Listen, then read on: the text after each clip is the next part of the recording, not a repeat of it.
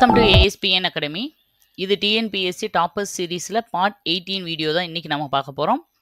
இதுக்கு முன்னாடி போட்டிருக்க வீடியோ எல்லாம் ஒரு வாட்டி பார்த்துட்டு வந்துருங்க. நீங்கள் எப்பயுமே இந்த வீடியோஸ் எல்லாம் பார்க்கும்போது ஒரு நாளைக்கு ஒரு வாட்டி பார்த்ததோட விட்டுறாமல் ஒரு 1 வீக்கோ இல்லை 5 டேஸோ 3 டேஸோ உங்களுக்கு எது கம்ஃபர்டபுளாக இருக்குமோ அந்த மாதிரி ஒரு 3 டேஸ் ஒன்ஸு ஜஸ்ட் ரிவைஸ் பண்ணுங்கள். ரிவைஸ்னால் எப்படின்னா, நீங்கள் 3 வீடியோ பார்த்துருக்கீங்க அப்படின்னா 3 நாள் கழித்து மொத்தமாக திரும்ப 3 வீடியோவும் ஒரு வாட்டி ஓட்டி விட்டுட்டு நீங்கள் கேளுங்க. கேட்கும்போது எல்லாத்துக்குமே அந்த 3 வீடியோவில் இருக்க 30 கொஸ்டினுக்கும் உங்களுக்கு ஆன்சர் தெரிஞ்சிருக்கணும். அந்த மாதிரி நல்லா மைண்டில் ஏற்றிக்கோங்க. இல்லை 5 நாளைக்கு ஒரு வாட்டியோ இல்லை வீக்லி ஒன்ஸோ நீங்கள் வீக் எண்டில் அந்த 6 நாளும் இல்லை 7 நாளும் பார்த்த வீடியோவில் இருக்கிற 70 கொஸ்டினும் உங்களுக்கு தரோவாக தெரியுதா அப்படிங்கிறத ரீகால் பண்ணிக்கோங்க. ஓகேவா? அந்த மாதிரி நீங்கள் ஒரு 1 or 2 டைம்ஸ் ரிவைஸ் பண்ணால் தான் இதில் இருக்க கொஷின்ஸ் எல்லாம் உங்கள் மைண்டில் அப்படியே இருக்கும். கண்டிப்பாக நீங்கள் 500 கொஷின் கிட்ட பார்க்கும்போது இதிலிருந்து மினிமம் 10 கொஸ்டின் மேக்ஸிமம் 20 கொஸ்டின் வராமல் போயிருமா எக்ஸாமில்? அப்போது அந்த நம்மளுக்கு தெரியாத கொஸ்டின் 50 இருக்கும்னு நம்ம எப்பயுமே எதிர்பார்த்துட்டு போகிறோம் இல்லையா? அதில் இனிமேல் உங்களுக்கு 20-30 கொஸ்டின் தெரிஞ்ச கொஸ்டினாக இருக்க போகுது. மிச்சம் இருக்கிற ஒரு 20 கொஸ்டின் தான் தெரியாத கொஸ்டினாக இருக்க போகுது. அதுக்கு தான் நீங்கள் ட்ரிக் யூஸ் பண்ண போகிறீங்க. அதுதான் நம்மளோட மோட்டிவே, நம்மளோட பிளானும் அதுதான். அதுக்காக தான் இந்த சீரீஸே நான் ஸ்டார்ட் பண்ணியிருக்கேன். அதனால் கண்டினியூஸாக ஃபாலோ பண்ணுங்கள். எவ்வளோ ஸ்கோர் இதில் நீங்கள் எடுத்தாலும் அதை பற்றி நீங்கள் ஃபீல் பண்ணாதீங்க.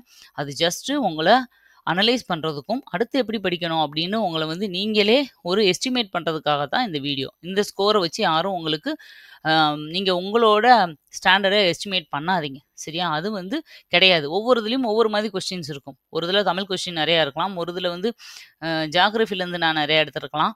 அதனால் இதில் 10க்கு இத்தனை எடுத்திருக்கேன் அப்படின்றத பொறுத்து நீங்கள் டிசைட் பண்ணாதீங்க. நீங்கள் படிக்கிறீங்க, ஜஸ்ட்டு இத்தனை கொஸ்டின்ஸ் தெரிஞ்சுக்க போகிறீங்க, அவ்வளோதான். இது மட்டும் தான் உங்கள் மைண்டில் இருக்கணும். ஓகே, இந்த வீடியோக்குள்ளே போகலாம். இப்போ இந்த வீடியோவில் ஃபர்ஸ்ட் கொஸ்டின் பாருங்கள். அல்லில் ஆயினும் விருந்துவரின் உவக்கும் என்ற பாடல் வரிகள் அமைந்துள்ள நூல் எது? Option 1 Purananuru, option 2 Thirukkural, option 3 Natrinai, option 4 Madurai Kanchi. இந்த 4 இதில் இந்த கொட்டேஷன் எதில் சொல்லப்பட்டிருக்கு அப்படிங்கிறத கெஸ் பண்ணுங்கள். எப்பயுமே ஒரு கொட்டேஷன் வந்தால் கண்ணை மூடிக்கிட்டு அதில் இருக்கிற வார்த்தையை வச்சு நீங்கள் கெஸ் பண்ண ட்ரை பண்ணாதீங்க. அதுமாதிரி படிக்கும்போதுமே அதே மாதிரி தான். ஃபஸ்ட்டு நீங்கள் அந்த சென்டென்ஸோட மீனிங்கை தான் தெரிஞ்சுக்கணும்.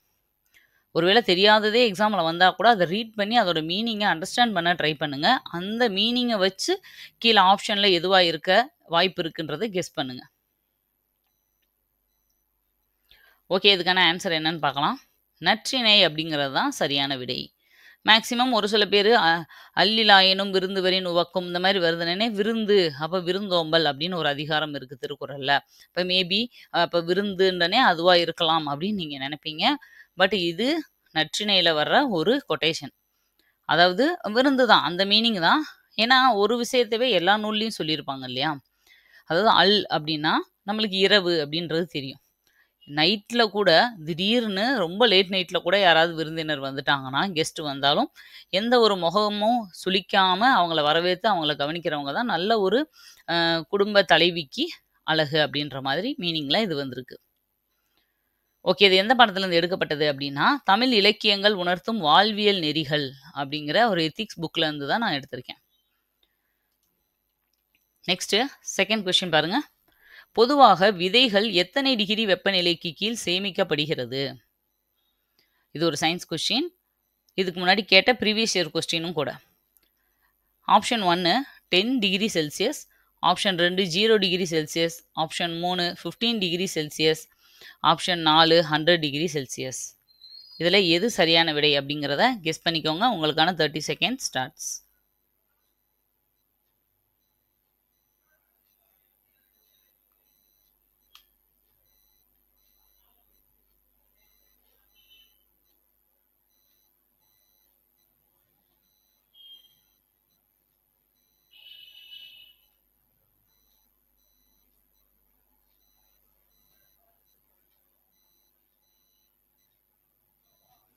இதுக்கான சரியான விடை என்னன்னு பார்க்கலாம்.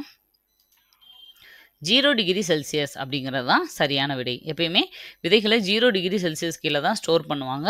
அதுக்கப்புறம் தான் அதை நம்ம எடுத்து யூஸ் பண்ணுறோம்.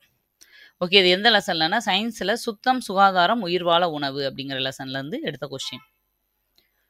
Next third question. ஹிப்போக்ரேட்டஸ் என்ற புகழ்பெற்ற கிரேக்க மருத்துவர் டேஸை இந்திய மருந்து என குறிப்பிட்டார். அவரோட புத்தகத்துல நூல் குறிப்புல சொல்லியிருக்காரு. அவர் ஒரு டாக்டர், சரியா? அவர் இந்தியாவில் இருக்கிற எந்த பொருளை ஒரு மருந்து பொருள், இந்தியாவோட ஒரு பெஸ்டான மருந்துன்னு சொன்னாரு. லவங்கம், ஆப்ஷன் 2 கிராம்பு, ஆப்ஷன் 3 மிளகு, ஆப்ஷன் 4 ஏலக்காய். ஓகேவா? இதுல 4ல எது அவர் சொன்னாரு அப்படிங்கிறத நீங்க ஆன்சரை நோட் பண்ணி வச்சுக்கோங்க.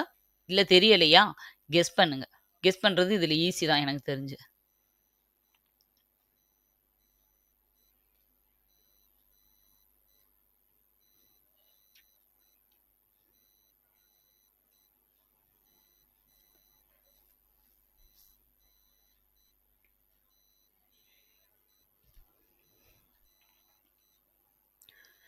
இதுக்கான சரியான விடை என்னன்னு பார்க்கலாம். மிளகு அப்படிங்கிறது தான் சரியான விடை. நிறைய பேர் கெஸ் பண்ணியிருப்பீங்க அப்படின்னு நினைக்கிறேன். தமிழக பண்பாடு ஒரு அறிமுகம்ன்ற லெசன்ல தான் எடுத்தது. அதாவது நம்ம நிறைய தமிழ் பாடங்கள்ல எல்லாம் படிச்சிருப்போம். அந்த காலத்துல யவனர்களுக்கு மிளகு ரொம்ப பிடிக்கும் அப்படிங்கிறதுனால யவனப்பிரியான்னு மிளகுக்கு ஒரு பேரே இருக்கு அப்படின்னு படிச்சிருக்கோம்.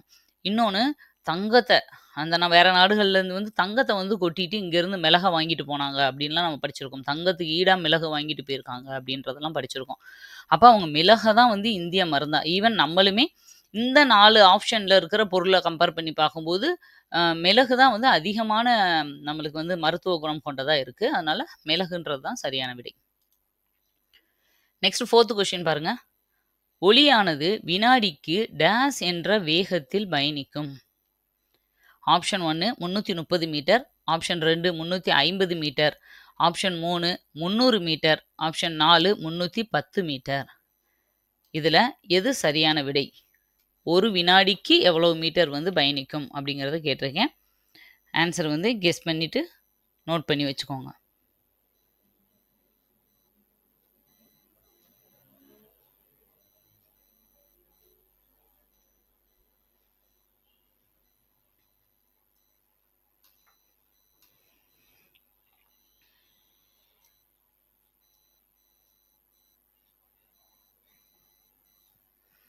ஓகே, இதுக்கான சரியான விடை என்னன்னு பார்ப்போம். 330 மீட்டர் அப்படிங்கிறது தான் சரியான விடை.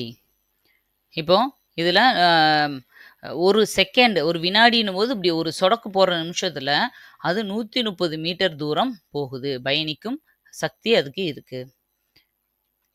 ஓகே, அடுத்து இது எந்த லெசன்லேருந்து எடுத்தோம் அப்படின்னா, பேரண்டம் மற்றும் சூரிய குடும்பம் அப்படிங்கிற லெசன்லேருந்து எடுத்த கொஸ்டின். நெக்ஸ்ட் 5th கொஸ்டின் பாருங்க.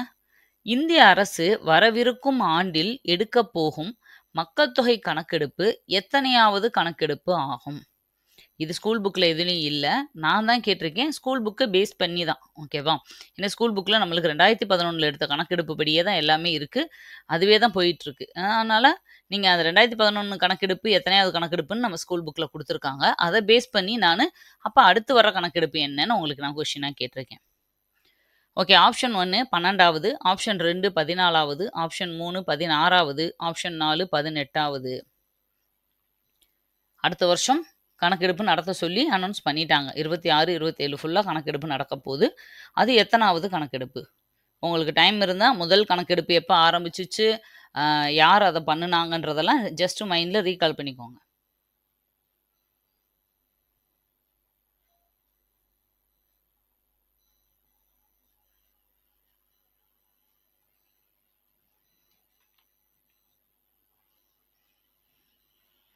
ஓகே, இதுக்கான ஆன்சர் என்னன்னு பார்க்கலாம். எடுக்க போகிற கணக்கெடுப்பு 16வது மக்கள் தொகை கணக்கெடுப்பு. இந்தியா மக்கள் தொகை, போக்குவரத்து மற்றும் வணிகம்ன்ற லெசனில் இருக்குது. ஆக்சுவலாக முதல்ல மக்கள் தொகை கணக்கெடுப்பு இந்தியாவில் எப்போ ஆரம்பிச்சிச்சு அப்படின்னா 1872 ஆரம்பித்தாங்க. பட் அது ரொம்ப ப்ராப்பராக எல்லாமே அதுக்குள்ளே இன்க்ளூட் ஆச்சா அப்படின்னா அப்படி இல்லை. ஆனால் முழுமையான ஒரு ப்ராப்பரான முதல் கணக்கெடுப்பு அப்படின்னா அது 1881 தான் ஆரம்பிச்சிச்சு. வெறும் இந்தியாவின் முதல் மக்கள் தொகை கணக்கெடுப்புன்னு கேட்டால் நீங்கள் 1872 சொல்லணும். ஆனால் முறையான இல்லை முழுமையான முதல் கணக்கெடுப்பு எது அப்படின்னு கேட்டாங்கன்னா 1881 சொல்லணும். அப்போ இருந்து 81 91 101 111 அப்படி 10 வருஷத்துக்கு ஒரு தடவை கரெக்டாக ப்ராப்பராக கணக்கெடுப்பு நடந்துக்கிட்டு தான் இருக்குது. ஆனால் கடைசியாக மட்டும் இப்போ 2021ல் கொரோனானால பண்ணலை. அது இவ்வளோ நாள் தள்ளி போயிடுச்சு. இப்போ அடுத்த வருஷம் தான் பண்ண போகிறாங்க. இதுக்கு முன்னாடி 2011ல் நடந்த மக்கள் தொகை கணக்கெடுப்பு 15வது மக்கள் தொகை கணக்கெடுப்பு. ஓகே, நெக்ஸ்ட் கொஸ்டின் போகலாம். ஹிமாலயா என்ற சமஸ்கிருத சொல்லின் பொருள் யாது? ஹிமாலயா அப்படிங்கிறது ஒரு சமஸ்கிருத சொல். அதுக்கு என்ன மீனிங் அப்படின்னு கேட்குறோம். பாருங்கள், ஃபர்ஸ்ட் கொஸ்டின், ஆறுகளின் பிறப்பிடம். ஆப்ஷன் 2 இயற்கை அரண். ஆப்ஷன் 3 உயர்ந்த மலை. ஆப்ஷன் 4 பனி உறைவிடம். இந்த 4 இதில் ஹிமாலயா அப்படிங்கிற வார்த்தைக்கு என்ன அர்த்தமாக இருக்கும்? கெஸ் பண்ணி வச்சுக்கோங்க.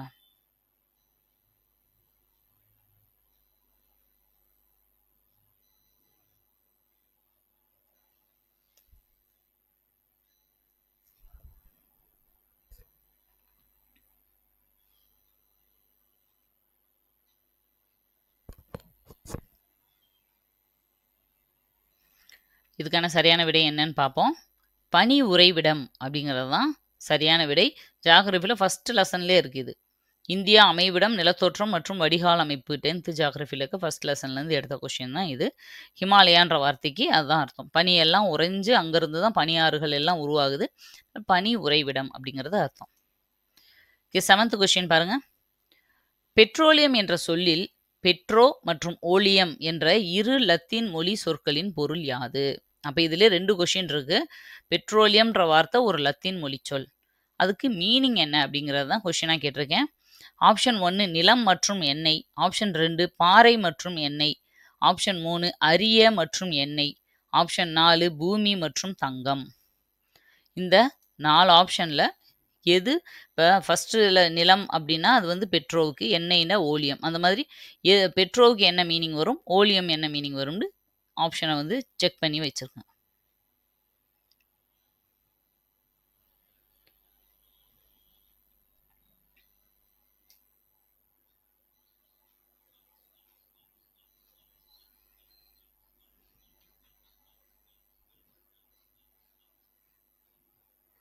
ஓகே, இதுக்கான சரியான விடை என்னன்னு பார்ப்போம்.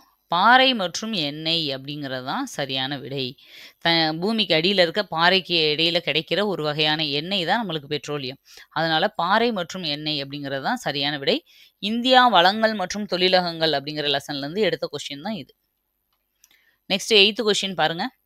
சூரிய குடும்பத்தில் உள்ள கடைசி 4 கோள்கள் பின் வருவனவற்றுள் எவ்வாறு அழைக்கப்படுவது இல்லை? கொஸ்டினை நல்லா பார்த்துக்கோங்க. இல்லைன்னு கேட்டிருக்கேன்.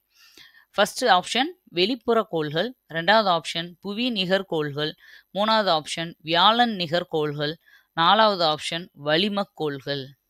இந்த 4 இதில் எது பின்னாடி கடைசியாக மொத்தம் 8 கோள்கள் இருக்கு இல்லையா? மொதல் 4 கோளுக்கு ஒரு பேர் இருக்கும், பின்னாடி 4 கோளுக்கு ஒரு பேர் இருக்கும். அந்த பின்னாடி இருக்கிற கோள்களில் பொருந்தாதது எதுன்னு தான் நான் கேட்டிருக்கேன்.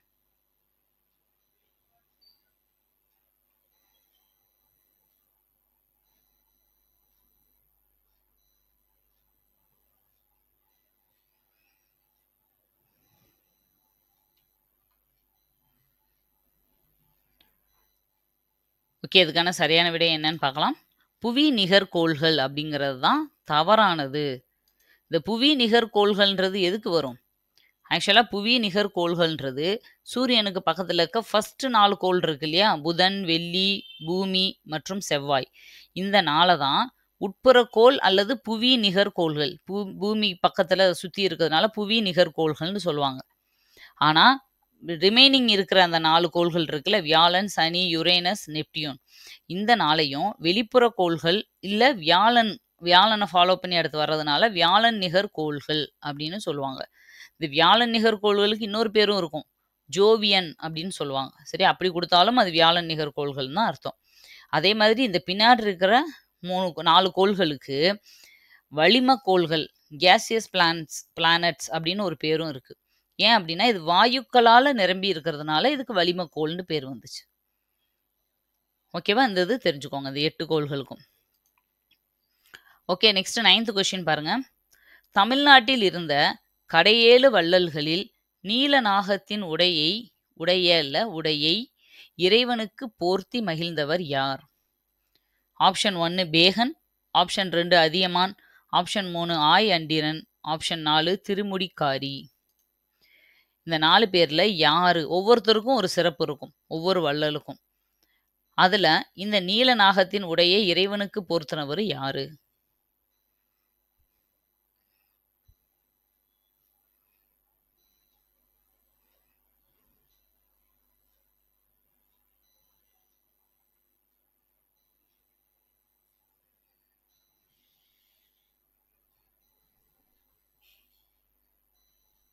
ஓகே. இதுக்கான சரியான விடை என்னன்னு பார்த்துரலாம். ஆய் அண்டிரன் அப்படிங்கிறது தான் சரியான விடை. தமிழக பண்பாடு ஓர் அறிமுகம் அப்படிங்கிறதுலேருந்து இந்த கொஸ்டின் கேட்டிருக்கேன். எப்பயுமே 7 வள்ளல்கள் பத்தியும், அவங்களோட ஆட்சி பகுதி, எங்க அவங்க ஆட்சி பண்ணிட்டு இருந்தாங்க, அவங்க என்ன பண்ணுனாங்க, இந்த 3ம் நீங்க தெரிஞ்சுக்கணும். இந்த லெசன்ல ஒரு டேபிள்லயே குடுத்துருப்பாங்க. தமிழ் பாடப்புக்லயுமே உங்களுக்கு கிடைக்கும்.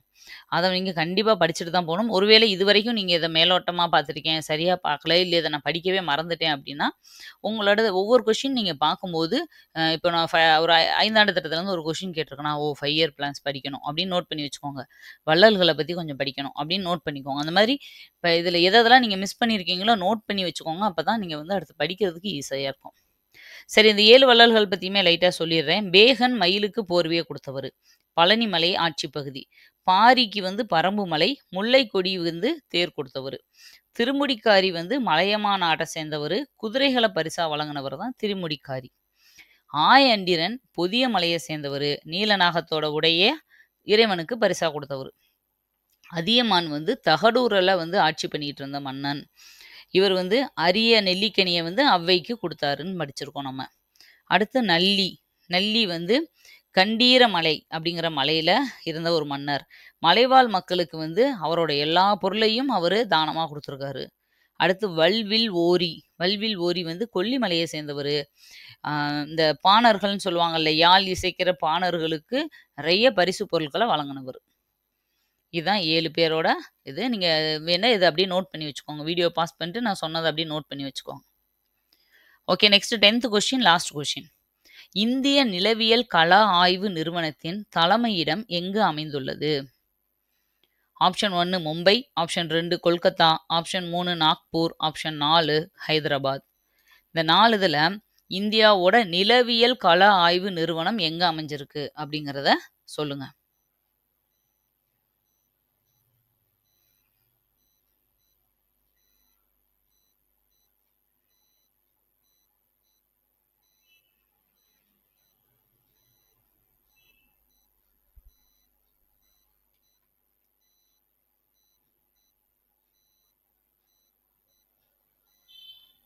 ஓகே, இதுக்கான சரியான விடை என்னன்னு பார்ப்போம். கொல்கத்தா அப்படிங்கிறது தான் சரியான விடை. இந்தியா வளங்கள் மற்றும் தொழிலகங்கள்லேருந்து தான் இந்த கொஷின் கேட்டிருக்கேன். இதே மாதிரி இதில் இருக்க ஆப்ஷனில் இருக்க மற்ற விஷயங்களும் பார்த்துருவோம். மும்பை வேற எதுக்கும் இல்லை. நாக்பூரில் என்ன இருக்கும் அப்படின்னா, இந்திய சுரங்க பணியகம். இந்தியாவோட அந்த சுரங்கம் அங்கங்கே தோன்றாங்க இல்லையா, அந்த சுரங்க பணியகத்தோட மெயின் வந்து இருக்கிறது இங்கே தான். அடுத்தது இரும்புசாரா தொழில்நுட்ப மேம்பாட்டு மையம் இருக்கிறது தான் ஹைதராபாத். இதெல்லாமே அந்த கனிமங்கள் லெசன்ல இருக்கும். ஓகேவா? இரும்புசாரா தொழில்நுட்ப மேம்பாட்டு மையம் ஹைதராபாத், இந்திய சுரங்க பணியகம் நாக்பூர், கொல்கத்தாவில் வந்து நிலவியல் கள ஆய்வு. புரிஞ்சிருக்கும்னு நினைக்கிறேன். 10 கொஸ்டினும் முடிஞ்சிருச்சு. உங்களோட ஸ்கோர் என்ன அப்படிங்கிறத செக் பண்ணிக்கோங்க. கீழே கமெண்ட்ல சொல்லுங்க. அது மற்றவங்களுக்கும் மோட்டிவேஷனாக இருக்கும். மறுபடியும் இதே மாதிரி ஒரு 10 கொஸ்டினோட அடுத்த பார்ட்டில் உங்களை சந்திக்கிறேன். தேங்க்யூ. பை.